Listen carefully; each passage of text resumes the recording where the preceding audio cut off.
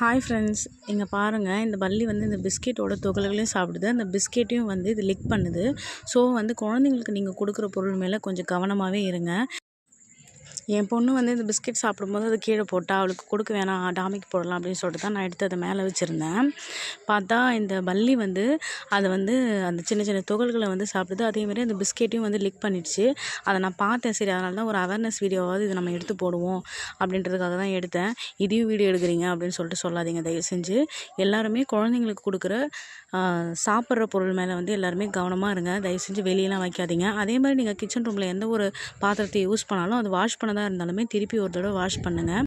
குழந்தைங்களுக்கு சாப்பிட்ற பொருள் நம்ம வைக்கிறோம் அப்படின்னா அதுக்குன்னு தனியாக ஒரு கண்டெய்னர் வச்சுட்டு அதில் வந்து கொடுங்க. அது ஃப்ரூட்ஸாக இருந்தாலும் சரி தான், ஸ்நாக்ஸ் ஐட்டமாக இருந்தாலும் சரி தான். இதை ஃபஸ்ட் டைம் பார்க்கும்போது என்னாலே நம்ப முடியல. ஆக்சுவலாக நான் ஒரு வீடியோவில் நான் பார்த்துருக்கேன். இந்த மாதிரி பல்லி வந்து லிக் பண்ணுறது வந்து எடுத்து போடுறத நான் பார்த்துருக்கேன். ஆனால் நான் அப்போ நம்பலை. இப்போ தான் நான் நம்புகிறேன். உண்மையிலுமே இது என் கண் கூட இன்றைக்கி நான் மார்னிங் பார்த்தேன். ஸோ எல்லோரும் சேஃபாக இருங்க.